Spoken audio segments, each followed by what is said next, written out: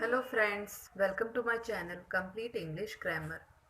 आज हम अपना पैसिव वॉइस का ही आगे का टॉपिक करेंगे जो कि है इम्पेरेटिव सेंटेंसेस। इम्पेरेटिव सेंटेंस वो होते हैं जिनमें या तो ऑर्डर दिया जाता है या कोई रिक्वेस्ट की जाती है, एडवाइस होती है या सजेशन भी हो सकता है। ऐसे जो भी सेंटेंस होते हैं जिनमें ऑर्डर, रिक्वेस्ट या एडवाइस हो वो सभी इम्पेरेटिव सेंटेंस कहलाते हैं। तो इस सबसे पहले सेंटेंस विद ऑर्डर और कमांड। इसमें ऐसे सेंटेंस होते हैं जिनमें ऑर्डर दिया जाता है या फिर कमांड दिया जाता है। तो सबसे पहले इसका एग्जांपल देखेंगे। शट द विंडो, ये क्लियर ऑर्डर है, शट द विंडो। तो इसका जब पैसिव बनाएंगे तो बनेगा late the window be shut. जब भी ऑर्डर वाले सेंटेंस होते हैं उसका जब पैसिव वॉइस बनाया जाता है तो उसमें लेट का यूज किया जाता है और बी का यूज किया जाता है। ओके, या फिर इसको ऐसे भी बना सकते हैं, you are ordered to shut the window. उसमें यू आर ऑर्डर्ड आगे लगा दिया जाता है और टू से उसे कनेक्ट कर देते हैं और वो जो सेंटेंस होता है वो एज इट इज लिख देते हैं, शट द विंडो। लेकिन इसमें let the window be shut किया जाता है। ओके, फिर नेक्स्ट है bring a glass of water. तो या तो इसको ऐसे बना सकते हैं, let a glass of water be brought. Okay, जब लेट और बी का यूज किया जाता है तो वर्ब की थर्ड फॉर्म आती है, लेकिन यदि यू आर ऑर्डर्ड के साथ हम सेंटेंस बनाते हैं तो वर्ब की फर्स्ट फॉर्म ही रहती है या फिर सेंटेंस में जो फॉर्म होती है वो ही रहती है। तो इसको ऐसे लिख सकते हैं, let a glass of water be brought. Okay, या फिर you are ordered to bring a glass of water. इन दोनों में से हम कैसे भी तरीके से बना सकते हैं, या तो लेट के साथ बना सकते हैं तो उसमें वर्ब की थर्ड फॉर्म आ जाएगी, या फिर यू आर ऑर्डर्ड के साथ बना सकते हैं, उसमें वर्ब की फर्स्ट फॉर्म ही रहेगी। इसका जैसे सेंटेंस स्ट्रक्चर देख लेंगे, let plus subject plus be plus verb की थर्ड फॉर्म आ जाएगी।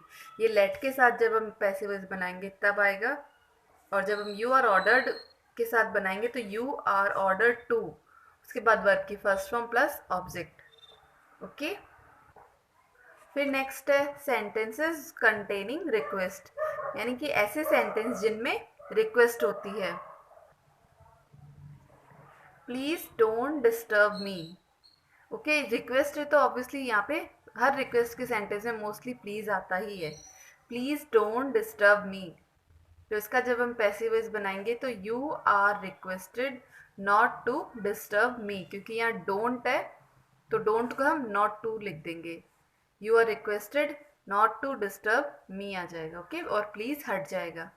फिर नेक्स्ट है प्लीज ओपन द डोर। यहाँ लेटर वाला नहीं आता, लेटर वाला सिर्फ ऑर्डर वाले सेंटेंस में ही आता है।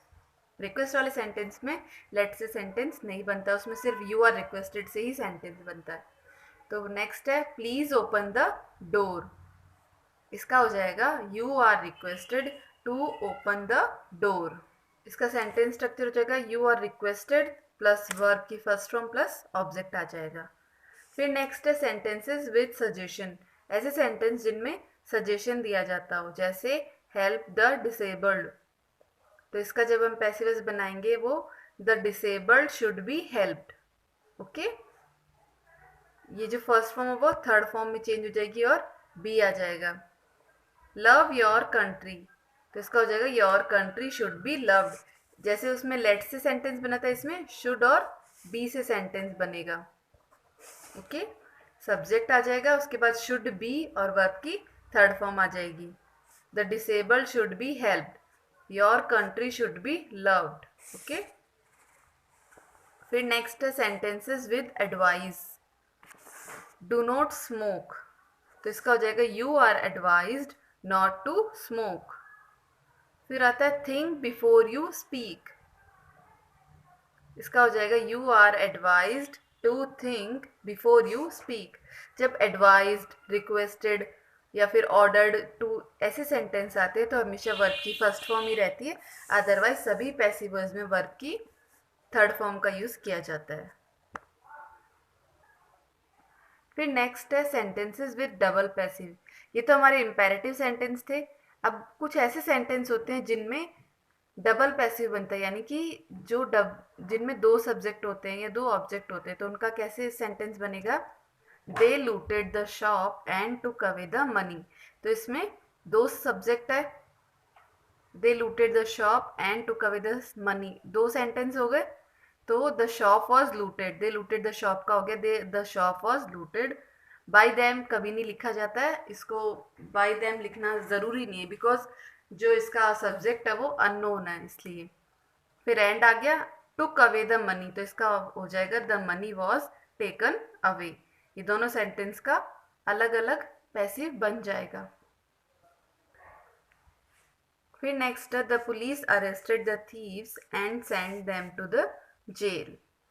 तो इसका हो जाएगा, यानी फर्स्ट है the police arrested the thieves, तो यहाँ से बनेगा the thieves were arrested and send to jail. Okay, क्योंकि जो अरेस्ट है वो पुलिस ही करती है इसलिए बाय पुलिस लिखने की ज़रूरत नहीं है।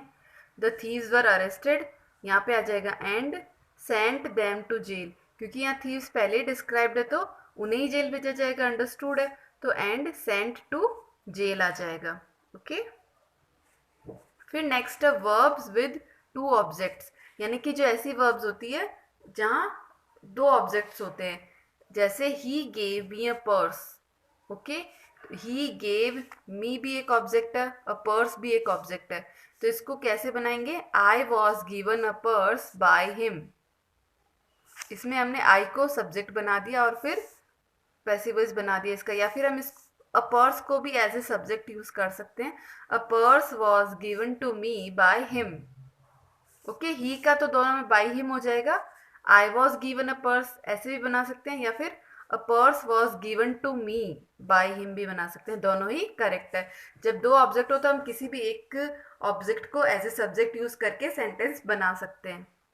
फिर नेक्स्ट है राम टीचेस अस इंग्लिश, तो इसका हो जाएगा English is taught us by Ram, या फिर we are taught English by Ram, या इंग्लिश और अस दोनों ही एज ए सब्जेक्ट यूज किए जा सकते हैं और दोनों ही करेक्ट होते हैं। ओके, तो आज के वीडियो में इतना ही, आगे हम नेक्स्ट वीडियो में देखेंगे। Thank you.